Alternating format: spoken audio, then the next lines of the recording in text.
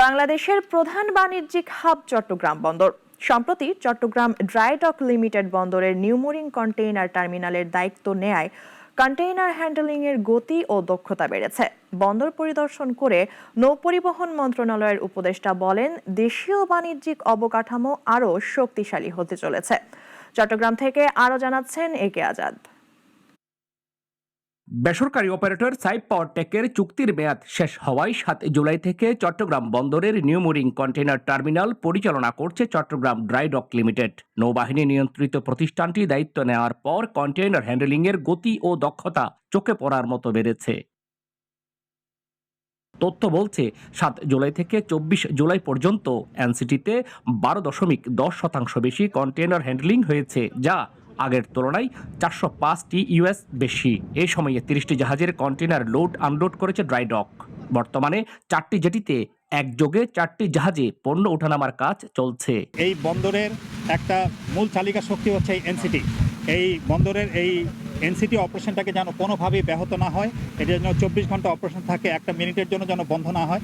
এই জন্য উনি ওনার যথাযথ নির্দেশনা দিয়েছেন এবং সেইভাবে আমাদের লোকজন তাদের উদ্যোগ নিয়ে কাজ করছে। বিভিন্ন ছোটোখাটো সমস্যা আছে যেগুলো আমরা একটা ত্রিপাক্ষীয়, এটা একটা বেসিক্যালি একটা ব্যাপার। এটার সাথে আমরা চিটাগং পোর্ট, মন্ত্রণালয়, সিডিডিএল এবং আমরা সম্মিলিতভাবে সেই সমস্যাগুলো সমাধান করছে এবং সমাধান করে এর ফলে আপনারা একটা গ্রোথ এবং প্রবৃদ্ধি দেখতে পাচ্ছেন। আমি আশা করছি যে এই প্রবৃদ্ধিটা আমরা ধরে রাখতে পারবো। এদিকে চট্টগ্রাম বন্দর পরিদর্শন করে নৌ পরিবহন মন্ত্রণালয়ের উপদেষ্টা বলেন, চট্টগ্রাম বন্দর বাংলাদেশের সম্পত্তি এবং এটি দেশের হাতে থাকবে। চট্টগ্রাম পোর্ট বাংলাদেশের পোর্ট, চট্টগ্রাম পোর্ট আমাদের সম্পত্তি, এটা আমাদের কাছে থাকবে। যদি কেউ অন্যভাবে প্রপাগান্ডা করে থাকে, আমি আশা করব যে দেশের স্বার্থে এই ধরনের প্রপাগান্ডা যেন না করে। আমরা সামনের দিকে যেতে চাই, আমরা আন্তর্জাতিক অঙ্গনে যেতে চাই, আমরা নিজেদের মধ্যে পড়ে থাকতে চাই না। আপনি চিন্তা করেন, 75 বছর হয়েছে বাংলা পোর্ট, ওটার দিকে কতখানি নদী দিয়েছিল। আমি অন্তত চেষ্টা করছি যে ওটার দিকে নজর দেওয়ার। সময় লাগবে। আমি এই 3 মাসে, 6 মাসে বা 5 মাসে, 1 বছরে সব কিছু করা যাবে না। পোর্ট, বাংলা পোর্টেরও অনেক গতিবিধি বেড়েছে।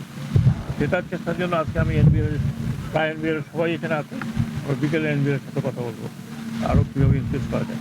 এর আগে তিনি টার্মিনালে আন্তর্জাতিক মানের কেমিক্যাল শেড উদ্বোধন করেন।